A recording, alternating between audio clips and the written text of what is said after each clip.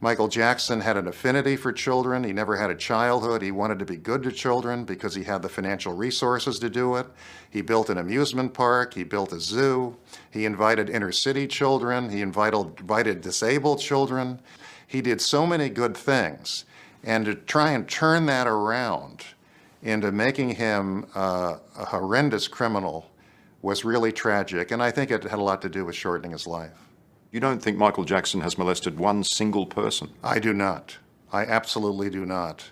And I sat with him for 5 months, 5 days a week in a criminal courtroom, watching not just the Arvizo allegations, but other allegations being made against him. Allegations that he had molested Macaulay Culkin, allegations that he had molested a whole bunch of other people. That experience seared into my soul a very strong belief that Michael Jackson never molested anyone. Would you have thought 14 years later all this would be regurgitated? I would never have imagined such a thing happening. I just still have trouble comprehending it. For lawyer Tom Mesereau, the latest allegations are the claims of opportunists out to make a buck. I can't get over it. I mean, I just don't put any credibility in any of this. I just don't.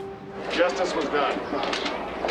The man's innocent, he always was. In 2005, he helped clear Jackson of child molestation charges and defends the singer to this day.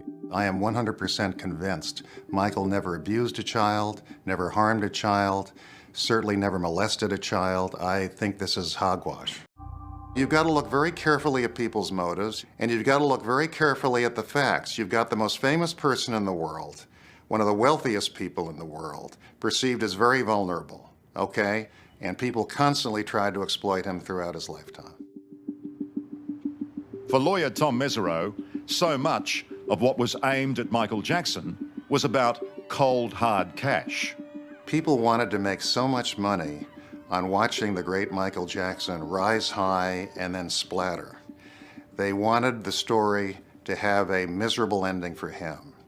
They hoped they would see him in the courtroom in chains and jail clothes, without makeup, without his hair fixed up, without the clothing he liked to wear. They were looking forward to seeing the final chapter where Michael Jackson gets destroyed. And it was very disheartening to observe. So you think it's all tied into money? Yes, money and fame and publicity. Including what he views as the latest trumped-up charges of child abuse. Wade Robson, who's now accusing Michael Jackson of abusing him throughout his childhood, was the star witness for the defense.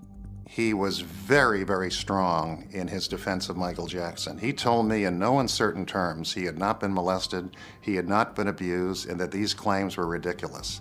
I mean, this man was so strongly supportive of Michael Jackson, so powerful in his defense of Michael Jackson, that it just shocks me that he's changed his story in recent years. I just can't get over it.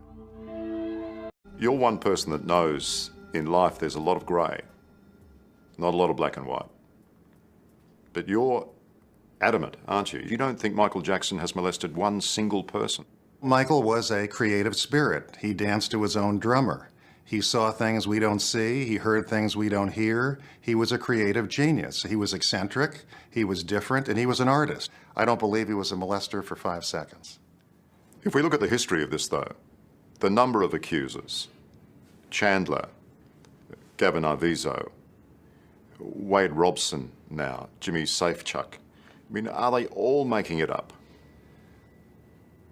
Let's look at them individually. Safechuck swore under penalty of perjury that he wasn't abused. Robson swore under penalty of perjury that he wasn't abused.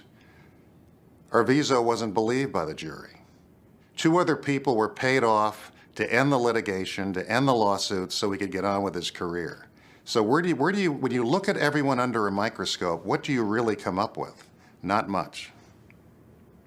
Well, a lot more than most mere mortals face in their lifetime. But he's the biggest target on the planet. He was the most famous person on the planet. He was immensely wealthy. He was perceived as immensely vulnerable. This made him a target throughout his life. And he's being attacked even in death.